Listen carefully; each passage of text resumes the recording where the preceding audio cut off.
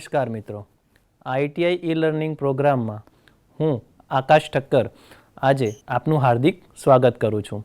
આજે હું કમ્પ્યુટર ગ્રુપના પાયથોન લેંગ્વેજ વિશે હું તમને જે માહિતી આપું છું તે તમે શાંતિથી સાંભળજો. અને આજના ટોપિક છે મારો ઓપરેટર્સ, એટલે કે પાયથોન લેંગ્વેજની અંદર કેટલા ટાઈપના ઓપરેટર્સ આવે છે અને એ ઓપરેટરનો યુઝ શું થાય, બરોબર, અને ઓપરેટરનો ક્રમ કેવી રીતે નક્કી થાય છે એ આપણે આજના ટોપિકમાં જોઈશું.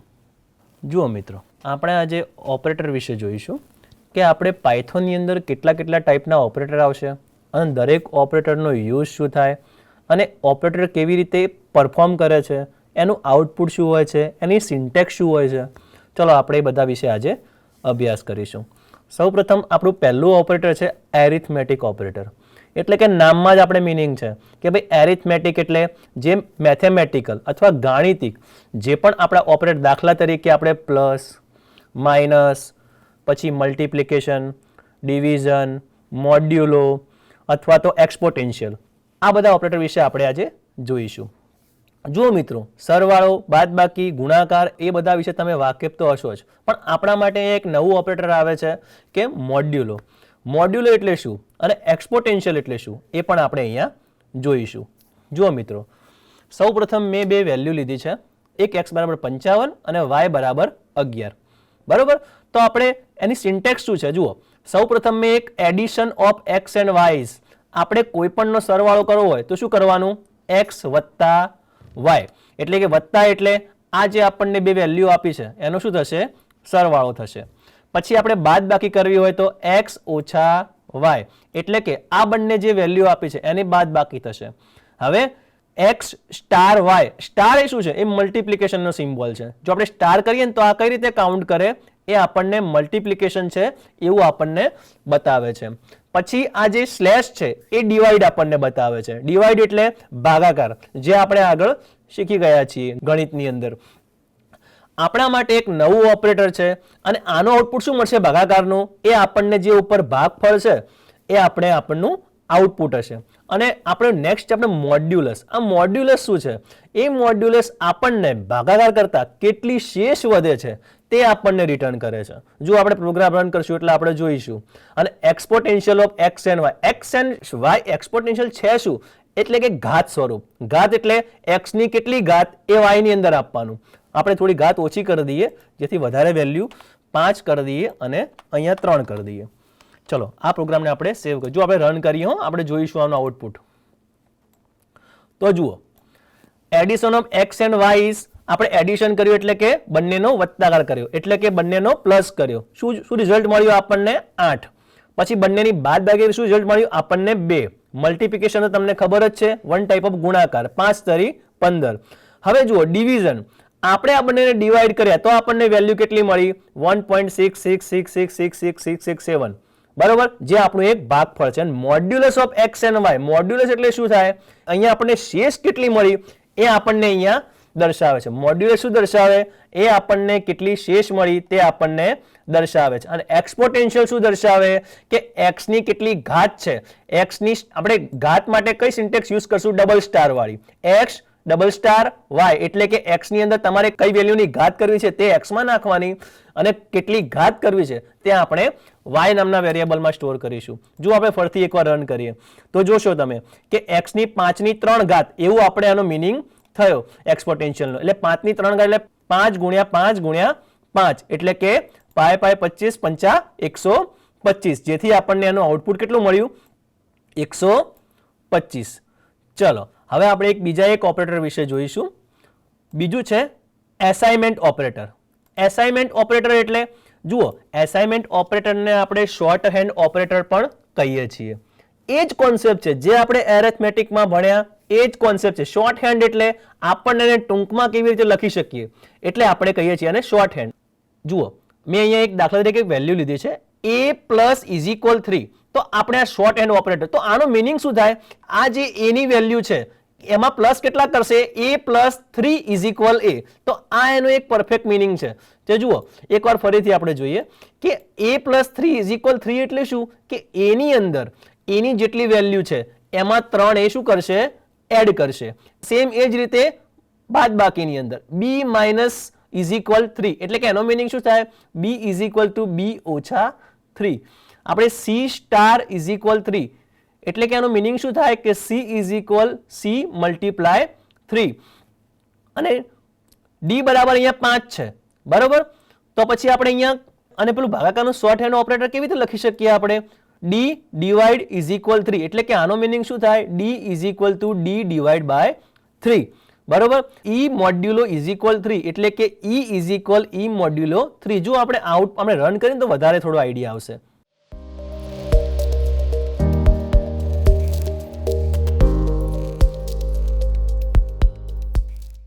આપણે અહીંયા સૌપ્રથમ શું હતું 3a પ્લસ ઇઝ ઇક્વલ 3 એટલે કે a ની અંદર 3 એડ થશે. આપણે ઉપર a ની વેલ્યુ આઈડેન્ટિફાઈ કરેલી છે 5 તો 5 ની અંદર 3 એડ થાય એટલે કેટલો આઉટપુટ મળે 8.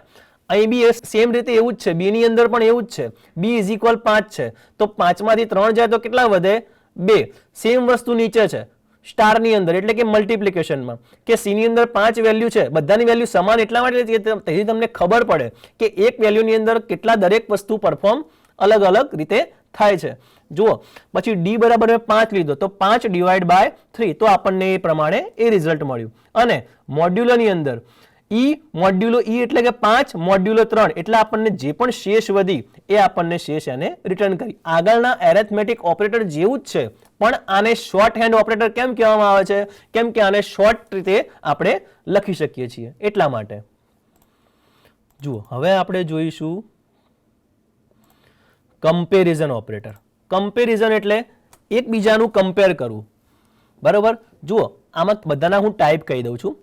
આને કહેવાય ઇક્વલ્સ. ઇક્વલ્સને હંમેશા કઈ સિન્ટેક્સ લખાય ડબલ ઇક્વલ ટુ થી. ડબલ ઇક્વલ ટુ એટલે કેવી રીતે જેમ કે મારે આ બંને વેલ્યુની સરખામણી કરવી છે દાખલા તરીકે x બરાબર 5 છે અને y બરાબર 3 છે. આ બંને વેલ્યુની મારે સરખામણી કરવી છે તો x ઇઝ ઇક્વલ y મારે વેલ્યુ આ રીતે લખવી પડે અને આને આપણને આઉટપુટ શું મળશે ટ્રુ અને ફોલ્સ ના ફોર્મમાં. કેમ કે આ કન્ડિશન સાચી છે કે નહીં એ ખાલી આપણને ટ્રુ અને ફોલ્સ રિટર્ન કરશે. સૌપ્રથમ આ બંનેની કમ્પેરિઝન કરવી હોય દાખલા તરીકે x ઇઝ ઇક્વલ 3 એ આપણે અહીંયા પ્રોગ્રામમાં લખ્યું છે તો જોઈએ આપણું આઉટપુટ શું મળે છે. પછી નીચેનું જે ઓપરેટર છે આ જે એક્સક્લેમેટરી સાઇન કર્યું છે ને એનો મિનિંગ શું થાય કે નોટ ઇક્વલ્સ.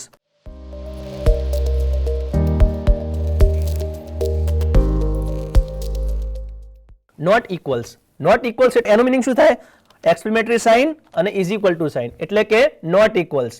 આ તો આપણે શીખી જ ગયા છીએ. નેક્સ્ટ ઓપરેટર ગ્રેટર ધેન છે એના પછીનું લેસ ધેન છે એના પછીનું લેસ ધેન ઇક્વલ ટુ છે અને એના પછીનું ગ્રેટર ધેન ઇક્વલ ટુ છે. જો આપણે એક વખત આપણે એનો પ્રોગ્રામ રન કરીએ એટલે આપણને થોડો વધારે ખ્યાલ આવે કે એક્ઝેક્ટલી આનું રન કેવી રીતે થાય છે. જુઓ જોઈએ આપણે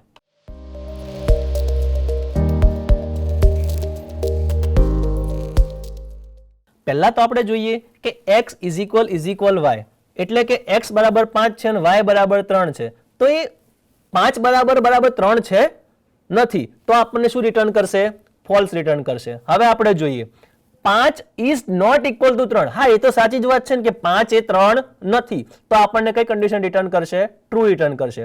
હવે x is greater than y x એ y કરતા મોટા છે હા તો પછી આપણને કઈ કન્ડિશન રિટર્ન કરી અને ટ્રુ. પછી છે x is less than y હા જો y મોટા છે x કરતા તો ના તો આપણને કઈ કન્ડિશન રિટર્ન મળી ફોલ્સ એટલે આપણને કે ભાઈ આ કન્ડિશન ખોટી છે. પછી આપણે નેક્સ્ટ જોઈએ છે x is less than equal to y તો પણ આ કન્ડિશન ખોટી કેમ કે y x કરતા મોટા નથી. અને લાસ્ટ કન્ડિશન છે એ x એ y કરતા મોટા છે તો આપણને કઈ કન્ડિશન રિટર્નમાં મળી ટ્રુ. તો આપણને શું રિટર્ન કરશે હંમેશા કમ્પેરિઝન ઓપરેટર ટ્રુ અને ફોલ્સ નામની વેલ્યુ રિટર્ન કરશે. જો કન્ડિશન સાચી હશે તો આપણને ટ્રુ રિટર્ન કરશે અને જો કન્ડિશન ખોટી હશે તો આપણને ફોલ્સ રિટર્ન કરશે.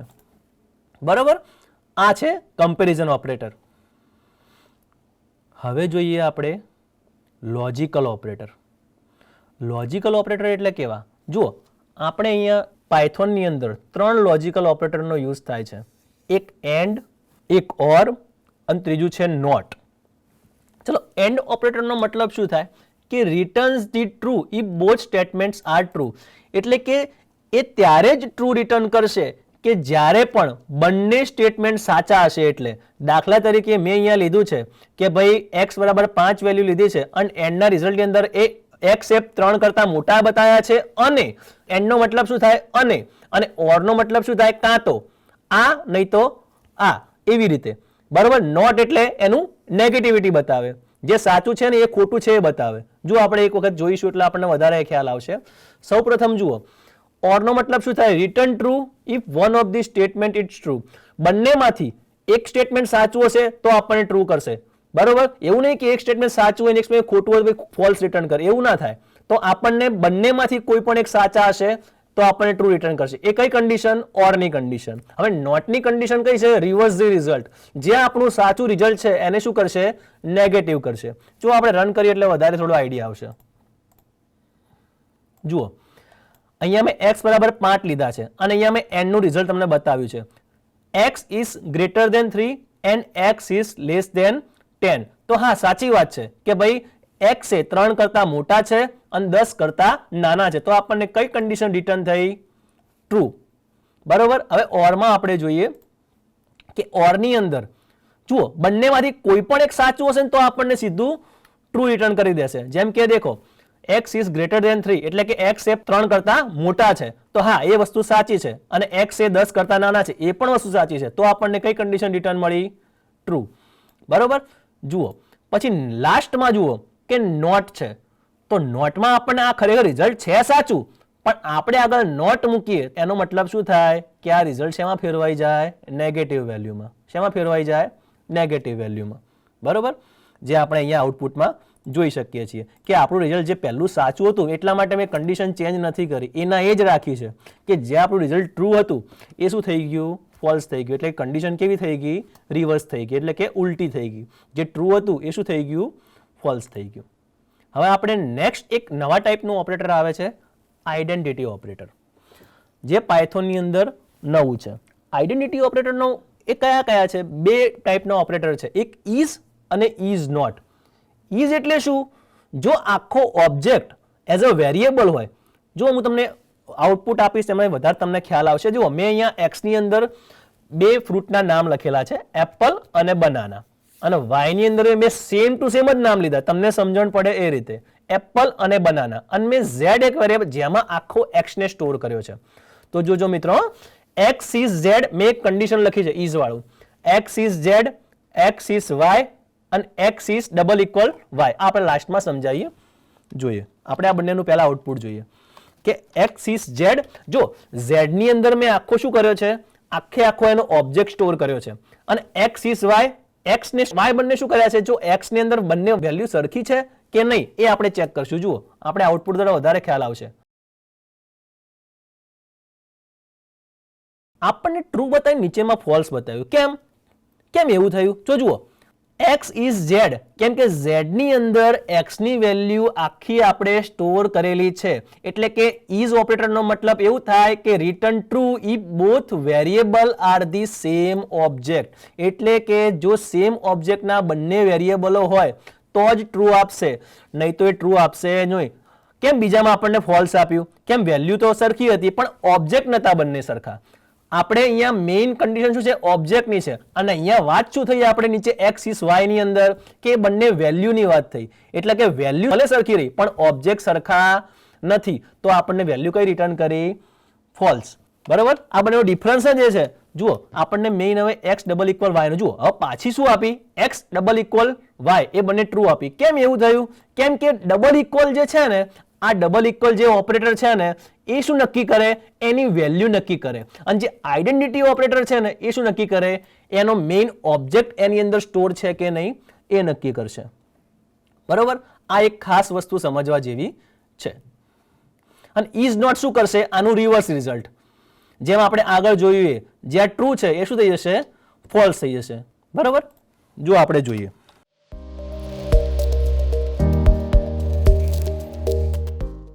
જુઓ થઈ ગયું.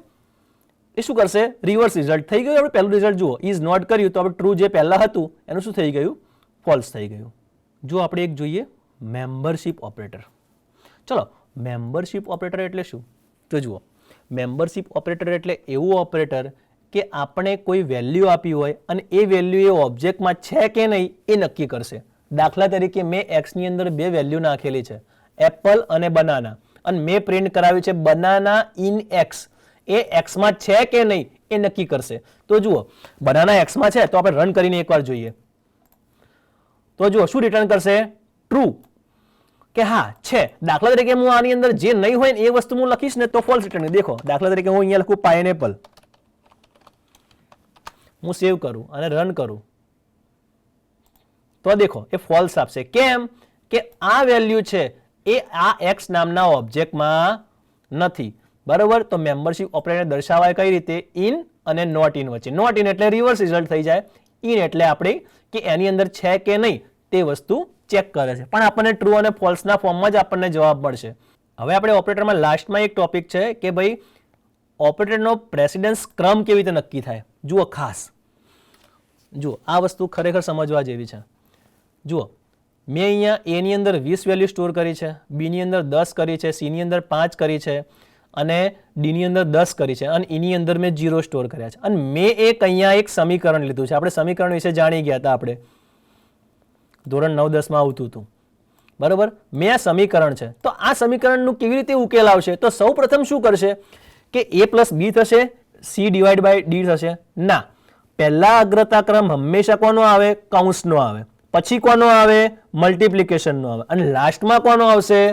ડિવાઈડનો આવશે. એવું નહીં થાય કે c ડિવાઈડ બાય ડી થઈને પછી મલ્ટિપ્લિકેશન થશે, એવું ક્યારેય ન થાય. જો આપણે આની વેલ્યુ કાઉન્ટ કરીએ,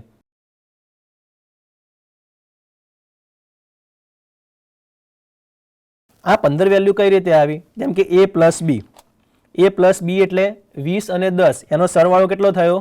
30. સ્ટાર એનો ગુણાકાર કેટલો છે? 5. બરોબર. Divide by 10. ચલો ફરીથી હવે શું રિઝલ્ટ થશે? પાછું 30 ગુણ્યા 5 થશે. એવું નહીં થાય પહેલા 5 ડિવાઈડ બાય 10 થશે, એવું નહીં થાય. તો પહેલા જે પ્રમાણે ક્રમ આવતો હશે એ જ ક્રમના પ્રમાણે, જેમ આપણે ભાગુ સભાનો નિયમ આવતો હતો પહેલા ગણિતમાં, કે પહેલા કોઈ પણ કૌંસ હોય તો પહેલા ભાગાકાર થાય, ગુણાકાર થાય, સરવાળો થાય અને બાદબાકી થાય.